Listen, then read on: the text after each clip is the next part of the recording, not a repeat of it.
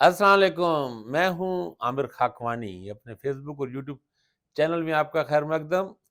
عمران خان کو supreme court سے بڑا ریلیف ملا ہے، ایک کیس نہیں بلکہ دو کیسز میں ریلیف ملا ہے۔ کیا اس کے کیا امپیکٹ ہوگا، کیا اثرات ہوں گے کہ آنے والے دنوں میں خان صاحب کو آپ باہر دیکھ سکیں گے سیاسی سرگرمیاں میں، جلسے میں حصہ لیتے، تقریریں کرتے؟ اس پہ آج بات کرتے ہیں، اور یہ بھی بات کرتے ہیں کہ چیف جسٹس قاضی فائز عیسیٰ صاحب وہ کہاں ہیں، وہ کیسز کو کیوں نہیں سن رہے، اس پہ بھی آج کی ولاگ میں بات کرتے ہیں۔ جو نئے دوست ہیں وہ ان سے ریکویسٹ ہے کہ چینل کو سبسکرائب کریں، اپنے دوستوں میں، اپنے حلقے میں اسے متعارف بھی کرائیں، اور اپنا فیڈ بیک دیا کریں۔ میں کوشش کرتا ہوں تمام کمنٹس کے جواب دوں، فیڈ بیک کو خود پڑھوں، ان کے جواب دوں۔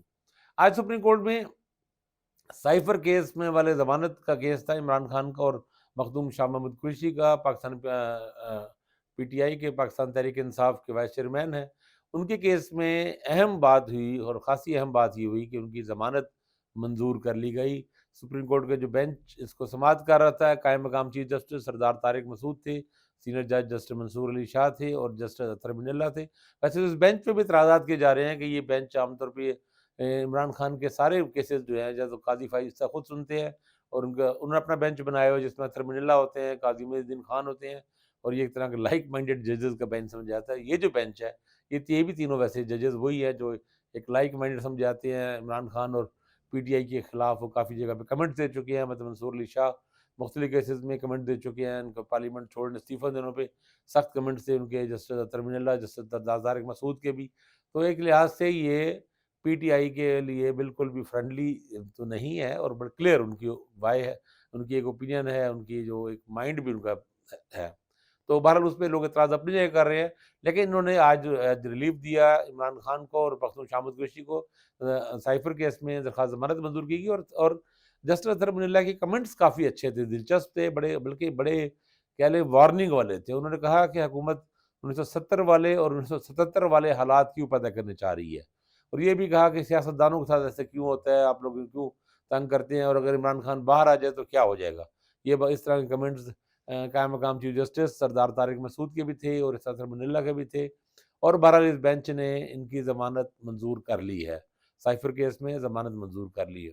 اس پہ ہم بات کرتے ہیں کہ کیا اس کے بعد اس کا ہوگا، کیا امپیکٹ کیا ہوگا۔ اور دوسرے کیس میں وہ بھی کل ہی انہوں نے کہا تھا کہ آج مقرر کر رہتے ہیں، اور فوری طور پہ اس کو سماعت کے لیے منظور کیا گیا کہ لیول پلینگ فیلڈ کے لیے پی ٹی آئی نے کہا کہ ہمارے امیدواروں کو تنگ کیا جا رہا ہے، ان سے کاغذات نامزدگی نہیں دی جا رہی یا ان سے چھینے جا رہے ہیں، یہ مسائل تھے۔ آج اس کی سماعت کی، اور اس میں بھی یہی بینچ تھا، اسی بینچ انہوں نے ہدایت کی الیکشن کمیشن سے، الیکشن کمیشن کو کہا کہ ان کو لیول پلینگ فیلڈ دیں، ان کے لیے ان کے کارکنوں کو تنگ نہ کیا جائے، اور اٹارنی جنرل نے اور الیکشن کمیشن کے وکلاء جو ہیں انہوں نے اس کی تعاون کی یقین دہانی کی، اور قائم مقام چیف جسٹس نے یہ انسٹرکشن جاری کی کہ پی ٹی آئی امیدواروں کو تنگ نہ کیا جائے۔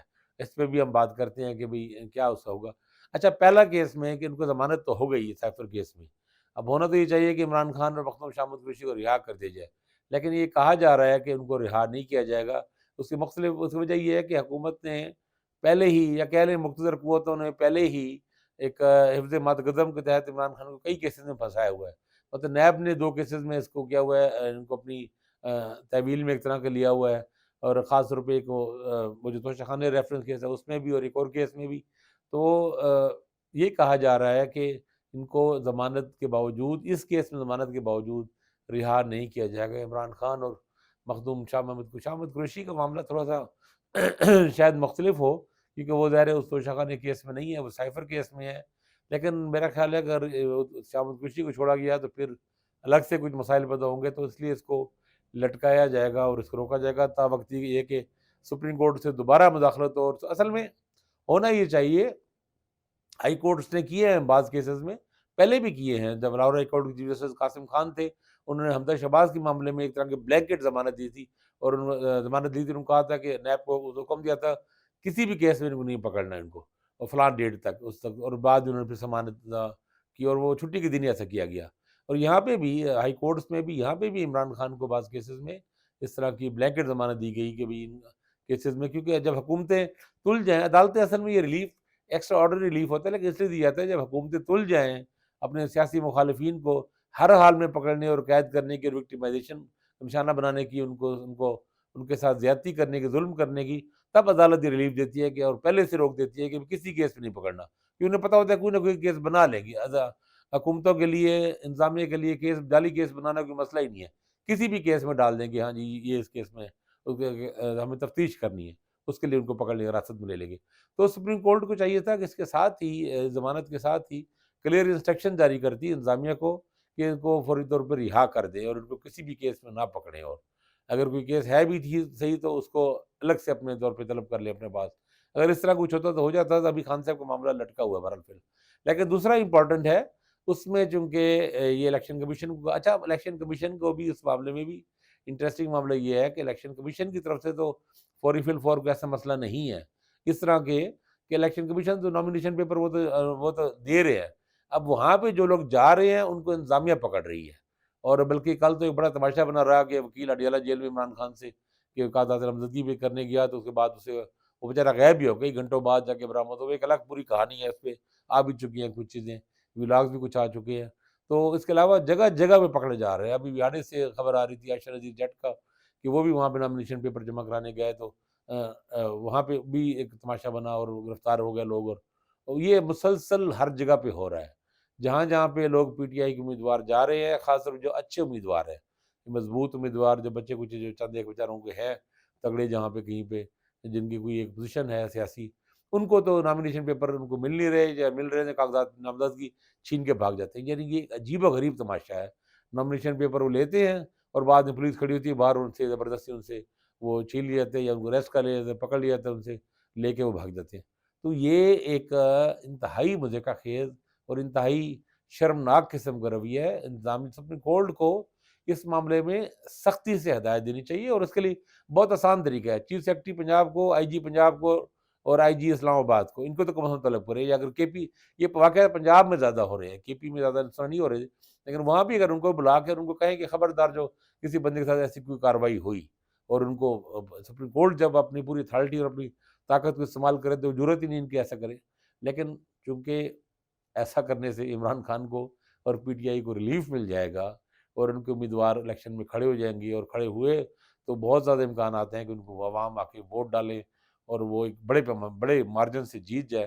تو اس لیے ایسا ابھی تک تو نہیں ہو رہا، لیکن ایسا کرنا چاہیے. اعلیٰ عدالتوں کو کرنا چاہیے، ہائی کورٹ سے ریلیف ملنا چاہیے، اور سپریم کورٹ سے بھی ریلیف ملنا چاہیے. جو نامینیشن پیپر ڈالا، یہ ظلم ہو رہا ہے، صریحت ظلم ہو رہا ہے، زیادتی ہو رہی ہے، کھلواڑ ہو رہا ہے آئین کے ساتھ، جمہوریت کے ساتھ اور بنیادی حقوق کے ساتھ.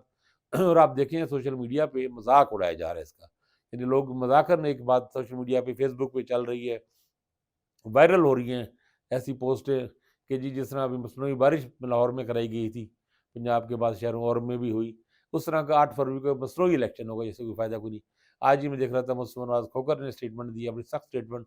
انہوں نے کہا کہ مسلم لیگ نون کے کہنے پہ فوری طور پر الیکشن کمیشن نے نامینیشن پیپر کی ڈیٹ پہ بھی 2 دن کا توسیع کر دی ہے، اور ہر بات ان کی مانی جا رہی ہے، یوں مانی جا رہی ہے جیسے وہ ایک لاڈلے ہوں، انتہائی قسم کے انوکھے لاڈلے. اور مسعود کھوکر نے کہا کہ بھائی آپ نے ویسے ہی تاج پوشی کرا دے، پرائم منسٹر بنا دے نواز شریف کو، الیکشن پہ 4 ارب روپے خرچ کرنے کی ضرورت کیا ہے. اب مسعود نواز کھوکر تو پی ٹی آئی کی نہیں ہے، عمران خان سے مخالف ہی ہیں، کوئی تعلق نہیں عمران خان کا سے ان کا، لیکن وہ بھی بات کر رہے ہیں اور بھی بہت سے لوگ بات کر رہے ہیں. ہر وہ بندہ جو عقل و فہم رکھتا ہے، دیانتداری رکھتا ہے، اور ایک حساس دل رکھتا ہے، اور سچ کہنے کی جرت رکھتا ہے، وہ یہی کہے گا کہ بہت شدید بدترین زیادتی ہو رہی ہے پی ٹی آئی کے ساتھ اور عمران خان کے ساتھ. اور یہ قطعی طور پہ 2018 کا معاملہ نہیں ہے. 2018 میں مسلم لیگ نون کے ساتھ جو ہوا اس کو آپ 100 گنا بڑھا دیں، 100 سے ضرب دے دیں، پھر بھی شاید یہ کم ہو جو پی ٹی آئی کے ساتھ ظلم اور زیادتی ہو رہی ہے. تو یہ غلط ہے، یہ نہیں ہونا چاہیے. اور عدالتوں سے امید ہے، عدالتوں کو ریلیف دینا چاہیے. الیکشن ہو رہے ہیں، سیاسی عمل ہو رہا ہے، اس کو کریڈیبل ہونا چاہیے. نگران حکومتوں کو چاہیے کہ اس میں عقل سے اور دور اندیشی سے کام لیں اور معاملات کو بگاڑے نہ. تو میرے خیال میں ہم سب کو یہی بات کرنی چاہیے کہ الیکشن جو ہونے جا رہے ہیں ان کا اعتماد اور ان کا اعتبار، ان کی کریڈیبلٹی برقرار رہنی چاہیے. اب تک اتنا ہی. اپنا خیال رکھیے گا. اللہ حافظ.